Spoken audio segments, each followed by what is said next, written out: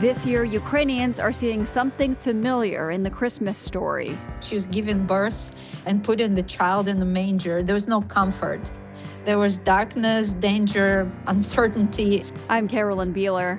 And I'm Marco Werman. Today we check in on the holiday mood in Ukraine. Also, the Trump administration has recalled career diplomats from their posts abroad. A former ambassador is worried about what U.S. officials have done. You can get a situation where you're left leaderless in many parts of the world. I hope that they'll understand that. Plus, tips from a real globetrotter on being a polite dinner guest. It's okay if you don't eat everything. So maybe you can kind of cover the remaining eyeballs with a bit of rice and say, hey, I'm full. You know, All that and more today here on The World. This is The World. I'm Marco Werman. And I'm Carolyn Beeler. Thank you for being here. We begin today in Ukraine, where Russian missiles and drones killed 3 people overnight, including a small child. Each winter throughout this war has brought dire challenges for Ukrainians. This one comes against a backdrop of new uncertainties. Russian troops continue to advance in the Donbas region. A peace plan proposed by Washington asks Ukraine to concede land for shaky security guarantees. Meanwhile, temperatures have fallen below freezing in much of the country. And Ukraine prepares for another Christmas at war. Maya Mihaluk hunkered down in Kyiv during last night's attacks. We have checked in with her regularly since Russia's full-scale invasion in 2022. When we spoke today, she said attacks like these have become routine. I don't know, it's almost expected. We go to bed about midnight. We expect that before we go to sleep, there will be explosions heard. It's not something you can get used to. I mean, it wears you out, not being able to sleep through the night, being alert the whole time, just being ready to jump out in the worst case scenario. But that's just the reality for us these days, yeah. And I know that power is often out and central heating, too, because of all the infrastructure damage done by the Russian strikes. Do you have power and heat today? It's on the clock. We have controlled blackouts. And of course, once the weather started getting colder, Russians have increased their attack on infrastructure. So the number of hours we have no electricity, no heat, no water, those hours are longer. Kyiv was not the major target for last night attack. I know 3 regions in the western Ukraine right now are completely without power for almost a day. In Kyiv, some days we have no electricity for 18 hours. Wow. Sometimes for 12 hours. But there's like a couple hours of electricity on and then 4 to 6 hours without it. So people manage to kind of do as much as possible during the 2 hours when you have electricity. You cook food and kind of find a way to heat it up either on the camping, gas stove, or whatever people have. Right. So you plan ahead for the inevitable power outages. Yeah. Mm-hmm. You posted on Facebook, I think last week, that your mindset has changed since the first winter of war. What were you feeling then heading into that first winter of war, and what has changed now that you're heading into the fourth winter of war?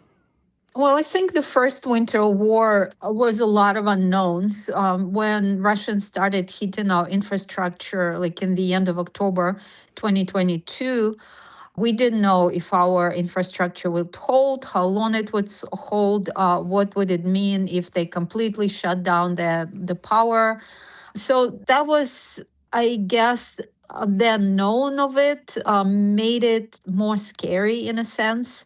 Right now, I cannot say it's not scary, but we have strategies how we deal with it. Now every winter we hear it's going to be worse than ever. Yeah. It's going to be worse than ever. And it might be because, of course, the damage is accumulative, right? But there's this sense like, well, we'll figure something out. There's definitely no panic. There is no feeling, let's just agree to whatever they want so we could have electricity. In that sense, it's not as scary. It's not as, daunting. Yeah. And you wrote that you think you're stronger than you were in 2022. I don't know if we became stronger or we discovered that we were stronger than we thought. It's just the realization that we're not going to be bullied into submission. Let's put it that way. Right. You have mentioned your church. You and your husband, Nick, Mhm. help lead an evangelical church that you founded. Mhm. How is your Mhm. congregation feeling about Christmas this year? It's a couple days away. Well, I was thinking about this, how you hear these days people say, well, it doesn't feel like Christmas. And you kind of ask yourself, what do you mean by that? What does Christmas feel like? What it should feel like? And I think what people refer to when they say it, they refer to the days when there was glitter and Christmas lights and Christmas music blaring from the speakers in the shopping centers. And of course, those things are not there. But if you think about it, maybe what we experience now is actually closer to what Christmas felt like on that first night when Christ was born. How so? There was no glitter then, no safety, no comfort for Joseph and Mary. They came to the strange place. She was given birth and put in the child in the manger. There was no comfort. There was darkness, danger, uncertainty, and all those things we can relate to. So, in a way, I mean, maybe what we are feeling right now, as far as what this Christmas is about, is more accurate than what people feel in the commercialized environments where, it's all glitter and music.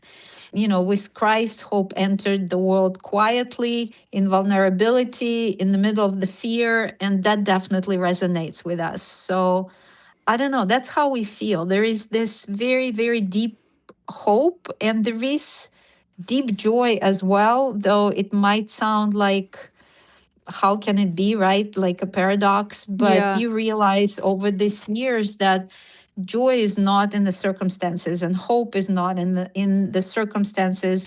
Reading all the political news, there is no reason for hope, but that's not where our hope is. Yeah.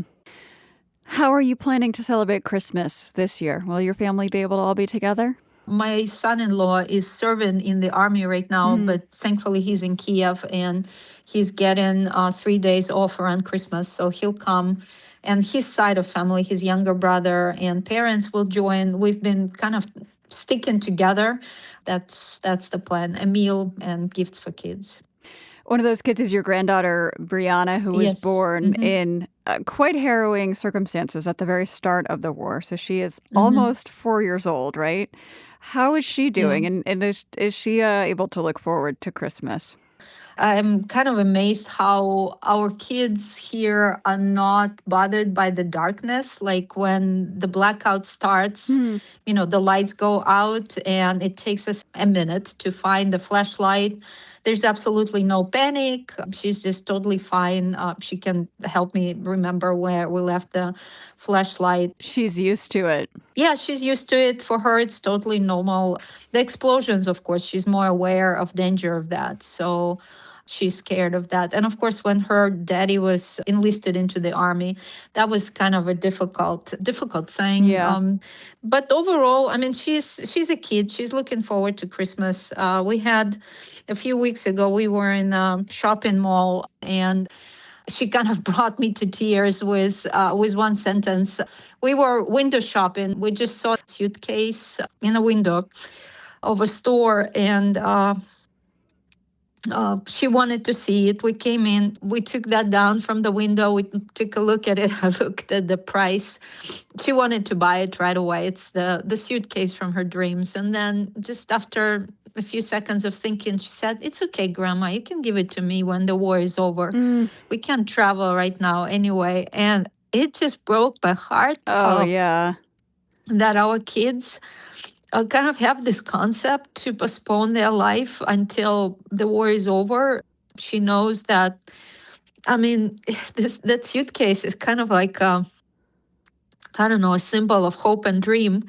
I think not just for Brianna, but for us as well. So anyway, my husband and I went the next day and we got that suitcase for her.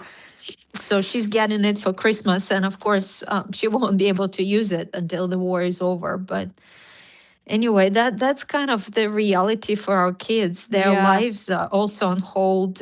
They cannot look beyond the war. And there's so many of them now who they don't remember life before war, or they don't know life before war, like Brianna. Yeah, and you don't want a 4-year-old to have to be that pragmatic and realistic. Yeah.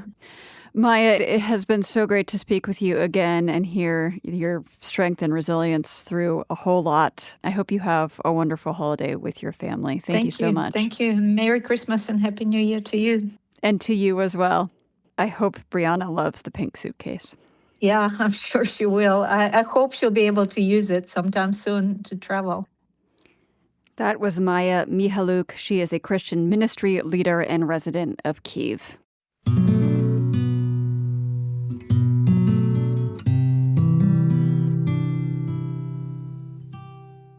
There's another part of the war in Ukraine we wanted to tell you about. Russia has been luring foreign nationals to the front lines of the fighting. It's happened again, this time with South Africans who were reportedly tricked into going. At least 17 South African men say they were sent to fight in a war they never signed up for. They're now asking their own country to rescue them. From Johannesburg, Elna Schutz explains. With a national youth unemployment rate of around 46%, it's no surprise that many young South Africans would be tempted by a promising job overseas. Scams abound and consequences are few for those who recruit hopefuls into disappointing or even dangerous situations. But in November, a cry for help from around 17 men reached the South African presidency that was about more than broken promises and a bad deal. South African men have been sent to fight Putin's war, but none of them signed up for it. The men aged between 20 and 39 were allegedly lured to join mercenary forces involved in the war with Russia under the pretense of lucrative employment contracts. President Cyril Ramaphosa has ordered an investigation into the circumstances that led to the recruitment of these young men. The men have said they were promised bodyguard training and made to sign contracts in Russian. Upon arriving in Russia, they were moved across the border and told they would be fighting, according to a report on Sky News. We went to another place at Donbass. We went to another place called the Donbass to do some training, but it was very hard for us. From there, we are now stuck in the Ukraine. We just need help to go back home. One of the 17 men has told members of the media that they are being forced to work with the notorious Wagner Group. While this is not the first instance of coerced foreign fighters in the Russia-Ukraine conflict, this case involves a high-profile figure. Comrade Duduzile Zuma Sambuja has declared her full cooperation with the ongoing investigations by relevant authorities. One of the people accused of recruiting locals, including members of her own family, is the daughter of controversial former South African President Jacob Zuma. As a member of parliament, she has been an outspoken supporter of Russian President Vladimir Putin. As a consequence of which, Comrade Duduzile Zuma Sambuja has tendered her resignation from the National Assembly and all public representative responsibilities with immediate effect. Zuma Sambuja has now quit, and there are multiple court cases against her. She has in turn filed a counter case of fraud, saying she was deceived by one of the recruiters. In a related court case, 5 other suspects were arrested and granted bail for allegedly running military recruitment scams for Russia. The deal for the around 17 men earned over $800,000. The specialized police unit, the Hawks, is investigating the issue and says more suspects may be arrested. Colonel Katlego Mogale. Coordination with intelligence and international counterparts is ongoing to determine the full extent of the network and any further security threats. The issue goes beyond South Africa, with at least one Kenyan having allegedly died on the front line in a similar scam. Kenyan authorities say their citizens have been promised up to $18,000 per person for costs to get to Russia. Kenyan Cabinet Secretary for Foreign Affairs, Musalia Mudavadi. Reports suggest that over 200 Kenyans may have joined this adventure or misadventure.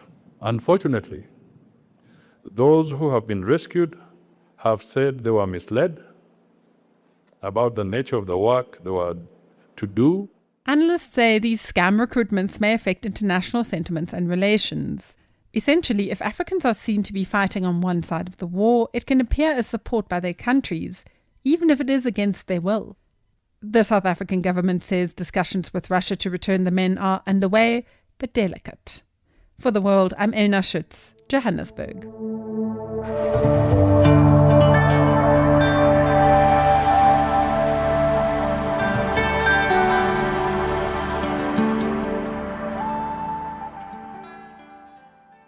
The world's biggest companies are pouring money into AI. They are also scouring the planet to find spots to set up supercomputing data centers. One project being proposed by chip-making titan NVIDIA is a $500 million AI factory in Armenia. That is a big bet on a small country. So earlier this year, Shant Shabringian went to Hankavan, Armenia, to get the full story for our partners at DW. Hankavan is about an hour's drive from Armenia's capital Yerevan and is known for its campgrounds. Every summer, students come here for all kinds of programs. This week, more than 100 are here for something new, learning about career paths in AI. A nonprofit called the Foundation for Armenian Science and Technology organized the camp as part of their efforts to get young Armenians ready for tech jobs. On the last day of the camp, Armenian tech pros sit in circles with high school students from all over Armenia to share advice. One of the day's speakers, a researcher and software engineer named Tigran Ishkhanian, says a new AI data center will be a boon for the country and for young people like here at the camp. NVIDIA AI factory will be a game changer for sure, because they will need a lot of professionals. And of course, first of all, they will try to hire someone from Armenia. As expensive AI factories get built in rich countries, mostly the US, the EU, and China, there's growing concern that countries with fewer resources will be left behind. But Armenia's business and education sectors are now poised to get a big boost thanks to NVIDIA's recently announced plans. NVIDIA, currently the most valuable company on Wall Street, says it is working with a small US-based firm and Armenia's government to set up a supercomputing data center with thousands of chips known as graphics processing units, or GPUs. The launch date is set for 2026, though the specific location of the center is yet to be announced. For now, Armenia is set to be the only country in the region to boast an AI factory. The members of the public-private partnership have been keeping a low profile since they announced their plans over the summer. But it was big news for Armenia, which has about 3 million residents and is still reeling from its recent wars with neighboring Azerbaijan. We're planting a seed by giving to Armenia an unfair advantage against all of the other countries.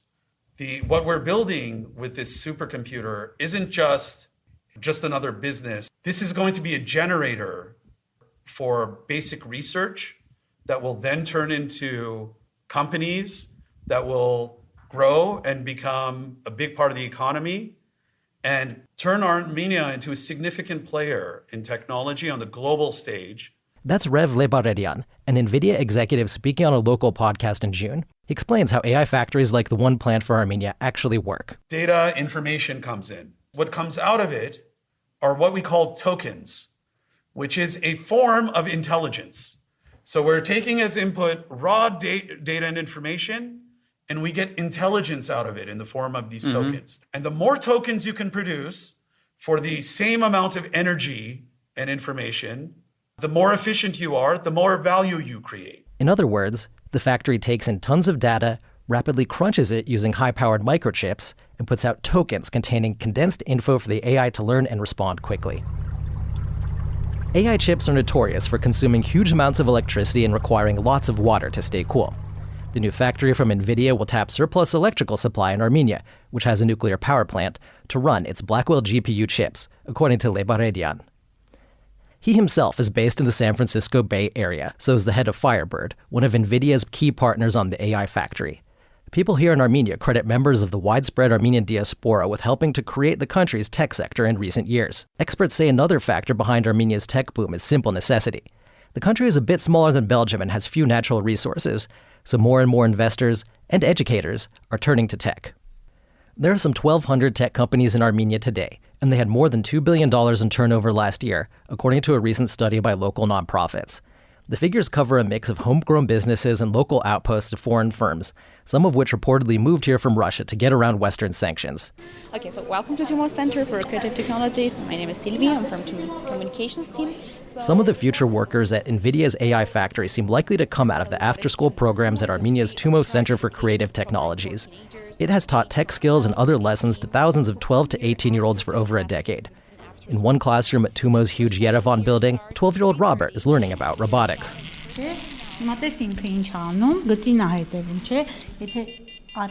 Dozens of other students are spread out and either doing self-study at clusters of computers or learning from instructors in classrooms.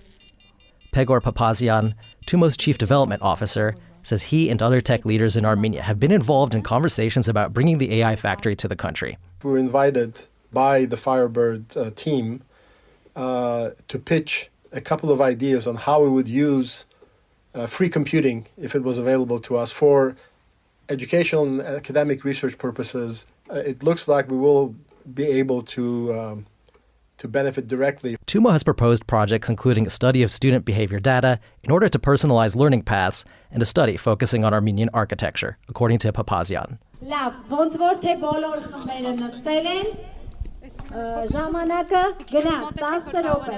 Back at the Honkavan camp, the talks on AI careers last into the evening. Victoria Melkonian, a 16-year-old who's studying IT, voices high hopes for the new factory.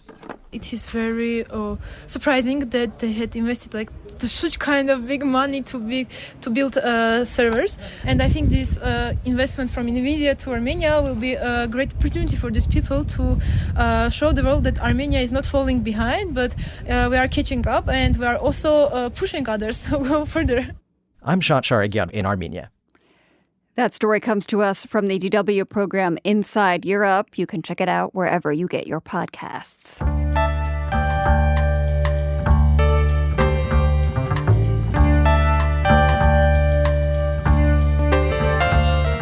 And now let's catch you up on a few things you might have missed. Lawmakers in South Korea say the trial of former President Yoon Suk-yeol is taking too long. Their remedy? A bill that would create special tribunals for cases of rebellion, treason, and foreign subversion. Last year, Yoon declared martial law in a failed power grab. That resulted in his ouster and subsequent indictment on charges of rebellion. A verdict in his trial is expected early next year. Brazil's ambitions to go to space suffered a setback yesterday when the country's first commercial rocket launch ended in a crash. The uncrewed rocket malfunctioned 30 seconds after launch and fell back to the ground at the Alcântara Space Center on Brazil's northeastern Atlantic coast. It crashed inside a designated safety zone, and nobody was hurt. The CEO of InnoSpace, the South Korean satellite company that led the launch, said, quote, "We are deeply sorry that we failed to meet the expectations of our shareholders." And in England, the Manchester Museum is asking the public for help identifying many of the items in its new Africa hub. The collection contains thousands of pieces from across the African continent, many of which were looted during the colonial era.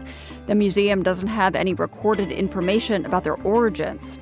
One of the curators describes this initiative as, quote, "a chance to do our thinking in public with honesty and transparency."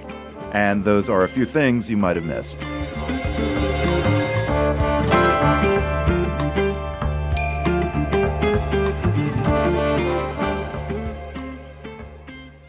To be an ambassador from the U.S. is to serve at the pleasure of the president. So when there's a transition from one administration to another, it's perfectly normal to see a turnover in diplomatic ranks.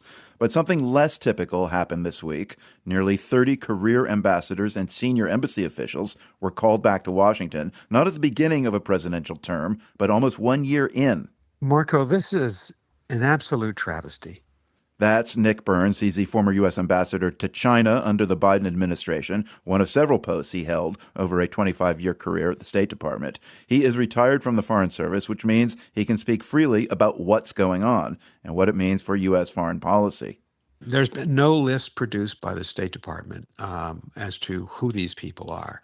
But the American Foreign Service Association, the union that represents the State Department career professionals, believes that many of them are in sub-Saharan Africa and other parts of the global south.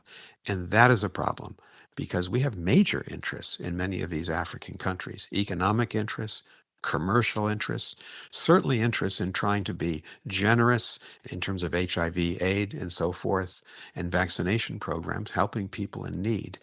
And I think it's important to point out, no president has done this before in the 100-year history of the United States Foreign Service until President Trump. Now, the State Department claimed this week that it's standard practice to rotate ambassadors. Well, it isn't. It's standard practice, and has been for a century, that political appointee ambassadors, these are not career professionals, they're friends of the president, they're campaign contributors, they resign when a president leaves office and a president-elect of another party is coming to power. But the career ambassadors almost always stay in place, and that's what's really different about this. It's what's dangerous about this. And so it looks to be that the administration is really downgrading diplomacy in general. So the impact of the loss of these diplomatic officers we'll get into in a moment, but some reports suggest they're being recalled to Washington. Is it clear where they will be going next? Well, no, the American Foreign Service Association says that most of these people received phone calls and were not given any reason, but were told that their jobs as ambassadors were being terminated. So it's unprecedented. It's very unwise because, our country has interests all over the world. Our ambassadors help American businesses to break into markets and to be treated fairly in commercial relations. We help American citizens who, tourists who are who get into trouble overseas. We help, obviously, to make sure that we're upholding American values around the world and looking into human rights violations. And of course, there's war and peace negotiations. We do all this work for the American people, our career Foreign Service officers. If you take an ambassador out, the person who replaces the ambassador is not at the ambassadorial level. They're good people, but they're often not given access to the president or prime minister of that country, and that weakens our ability to be effective for the American public. It's important to remind people as well that ambassadors are not ceremonial positions, especially the career officers, not the political appointees. I mean, there's a lot of work involved in gathering information, conducting research, building relationships. What happens to all that work now? The work will be done and be done as well as it can be done by lower level officials. But, diplomacy is by nature hierarchical.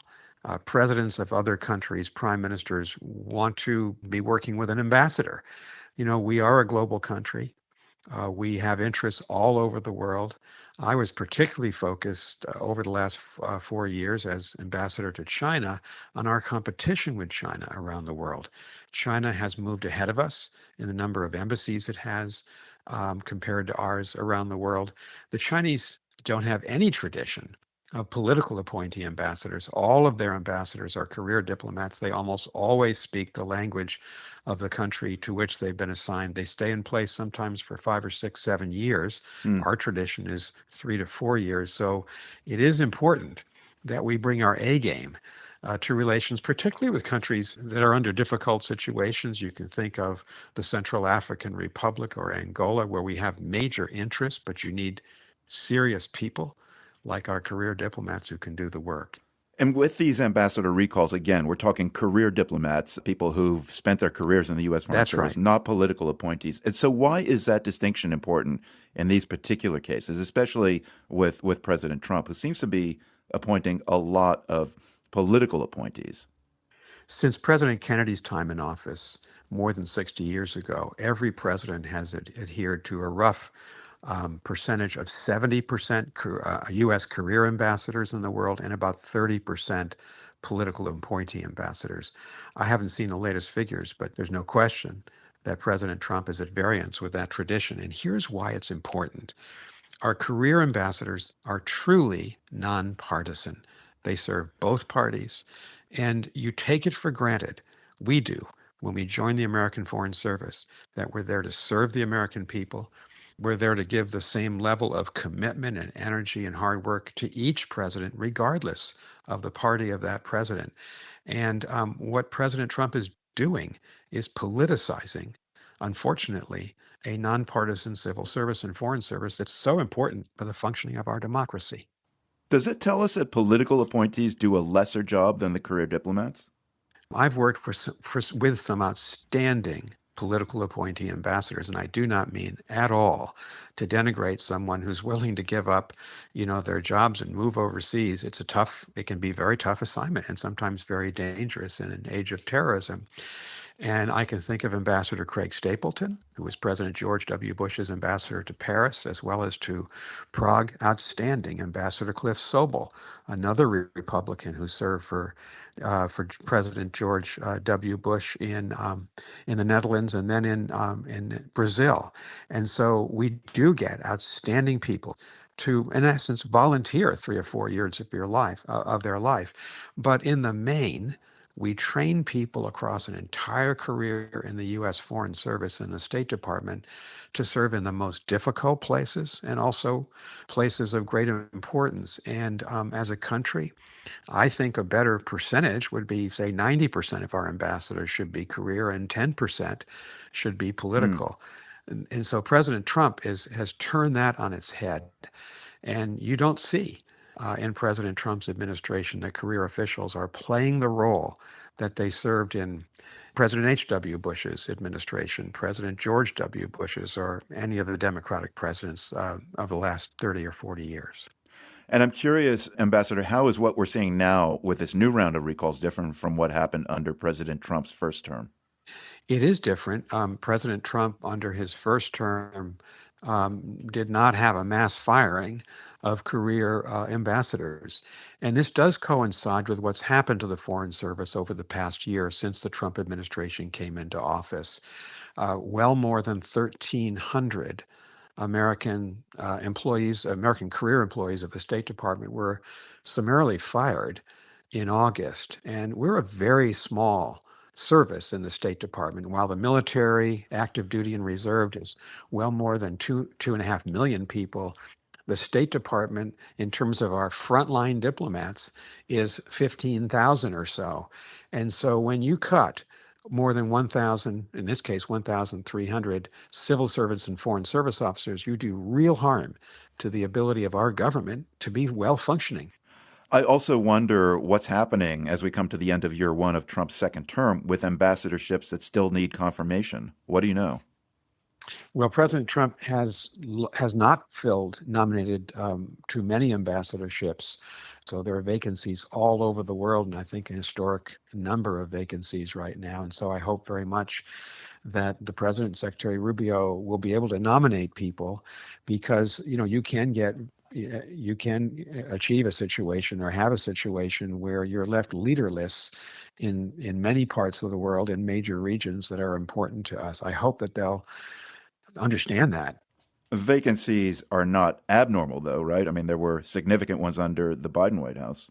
For the most part, vacancies are unusual. What happens is it's difficult sometimes to get people confirmed by the Senate on a timely basis. There are all sorts of holdups, and I must say this happens in both Democratic as well as Republican administrations. Both parties practice it.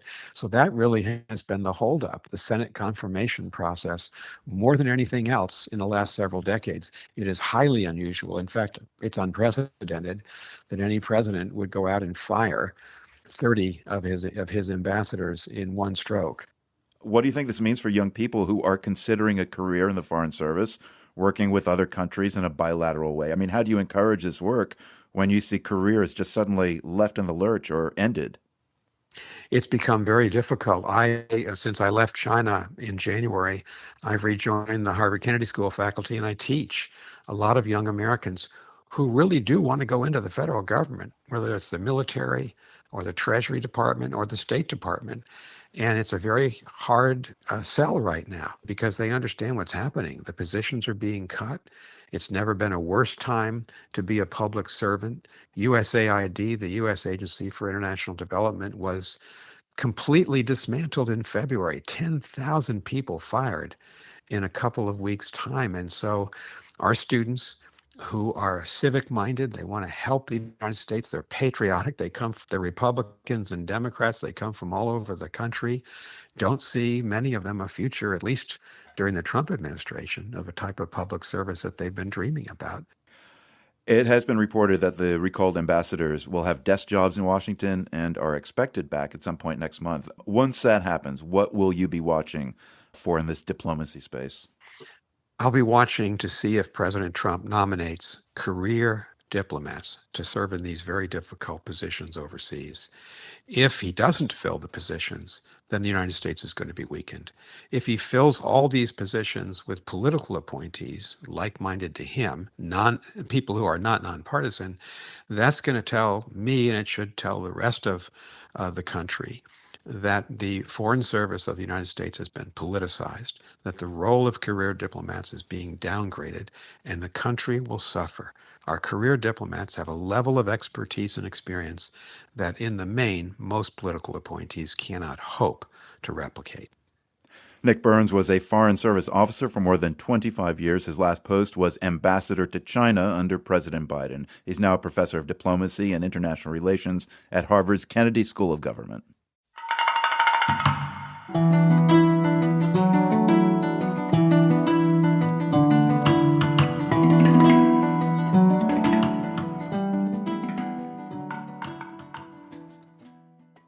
In the months leading up to Christmas, artisans in Indian-controlled Kashmir are busy at work making ornaments that end up on Christmas trees around the world.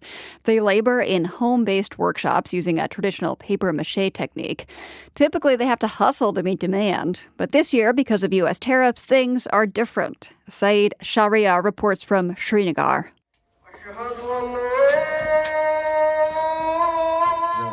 As the call to prayer echoes on a cold winter afternoon in Srinagar's old city, artisans inside a sakht khana, a traditional papier-mâché workshop, are busy preparing paper pulp. While some are molding it into the first shapes of decorative Christmas ornaments. Inside the workshop, soaked paper is kneaded into a thick, sticky pulp mixed with rice flour, which helps bind the raw base. Once dried into round ornaments, the pieces are sent to naqash, traditional artists who hand paint and decorate each piece. While the workshop is preparing the Christmas balls this season, Javed Ahmed, who works creating the papier-mâché figures, says lots of the work has been affected by the new US tariffs. There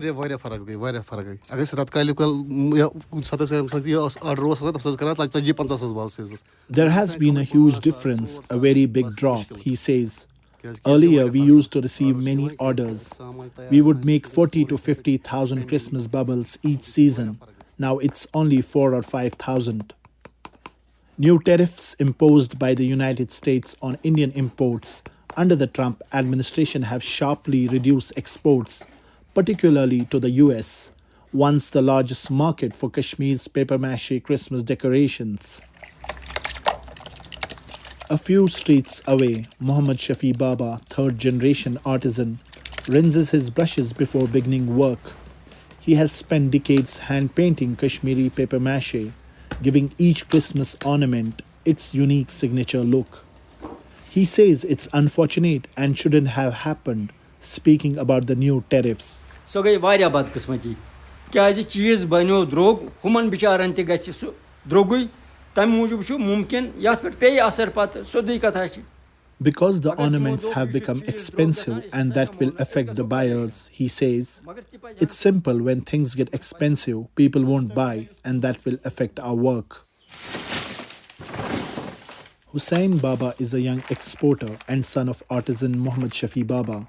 He says at Baba Art and Crafts, they export a wide range of festive ornaments. In papier-mâché, we have different Christmas ornaments, which is Christmas bubbles, we have Christmas stars, we have bells, we have hanging deers, hanging elephants, hanging cats, hearts. Christmas always brings a joy to people who celebrate Christmas, but at the same time, it also brings joy to the artisans who are manufacturing these papier-mâché ornaments. Inside his showroom, Hussain Baba decorates a Christmas tree with his manufactured ornaments hanging on every branch. Baba says business is down 20% this year. We had recently an exhibition of exports where different country buyers come and visit us and see our sampling, and they were very much interested to see the Christmas ornaments, and they agreed that they might continue orders with us full yearly. But after the tariff, I see they are giving us no responses from the tariff, since the tariff has got introduced into the market. So they are not responding totally with us. Published reports say Kashmir's craft industry could be worth as much as $388 million a year. That includes papier-mâché along with carpets, pashmina shawls and wood carvings. The government claims that with tariffs as high as 50% on Indian goods, hundreds of thousands of artisans across the country could lose their jobs. For The World, I am Saeed Shahryar, Srinagar, Kashmir.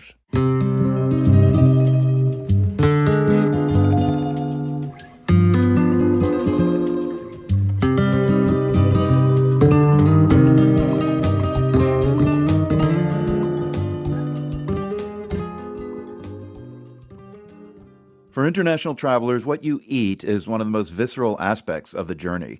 We asked friend of the show and world traveler Paul Salopek to talk food with us. Paul is a National Geographic explorer and has been walking around the globe for almost 13 years for the project The Out of Eden Walk. That is a lot of meals. I asked Paul what was on the menu while he was walking through the Middle East. It's just fantastic. It's a Mediterranean diet, right? Basically falafels, hummus, lots of fresh vegetables, often coming out of people's gardens in the backyard. And, meats also, mostly mutton, right? Sheep going with a side of rice. So, yeah, going through the Middle East was fantastic. I mean, I remember walking through Saudi Arabia. If I wanted to, Marco, I could have had mutton breakfast, lunch, and dinner. I mean, mutton for breakfast brings up something that you've experienced, which is food cooked by a stranger. They welcome you into their home. Sometimes that food and the gaminess of mutton, I think, can be a culture shock for global travelers. Have you ever been skeptical of a plate of food? On this project, I would have to say, again, something like eyeballs, sheep's eyes, that is kind of a delicacy in places like the Arabian Peninsula.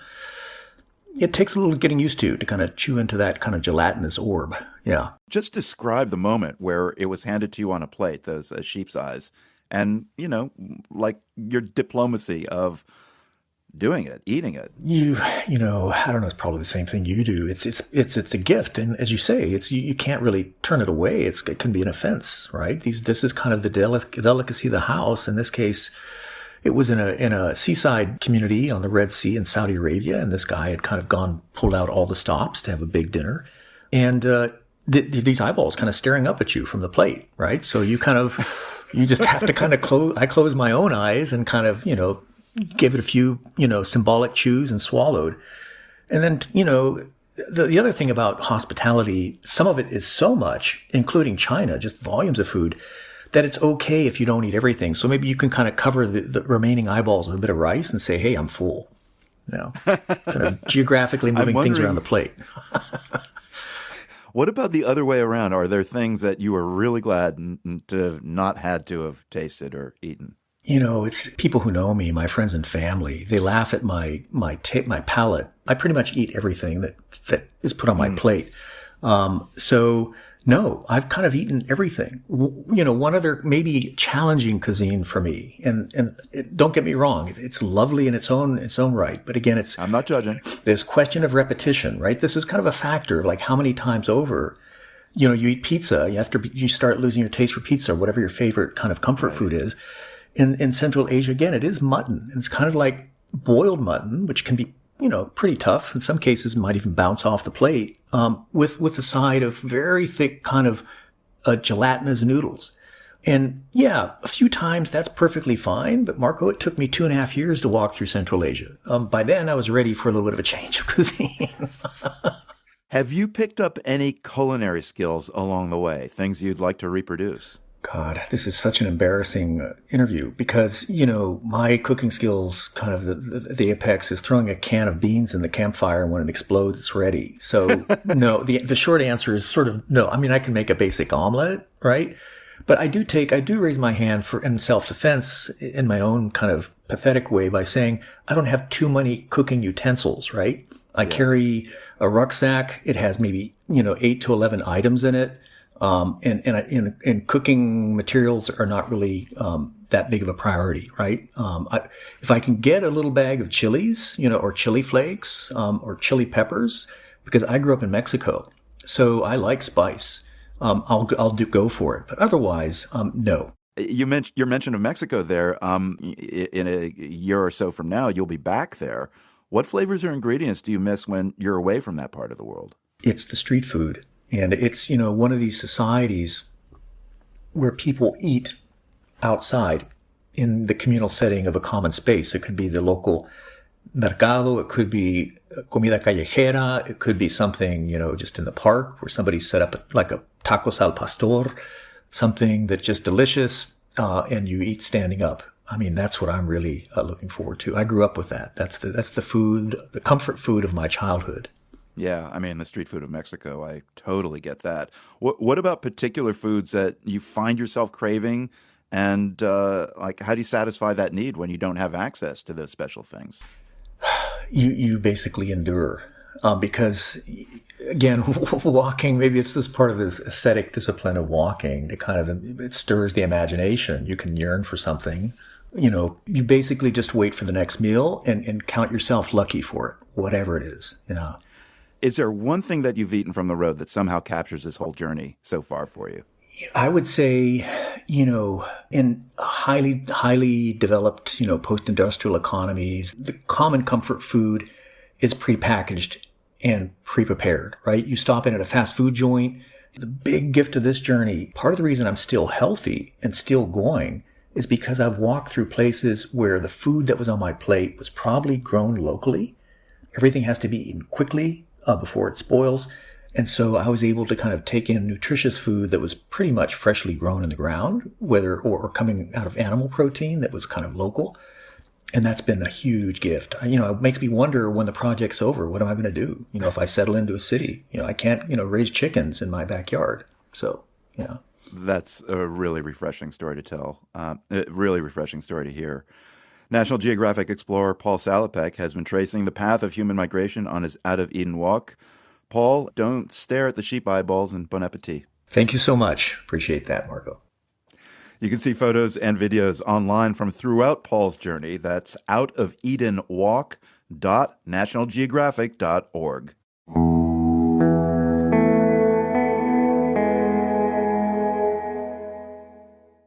'Twas days before Christmas when all through the town, Irish ministers were planning.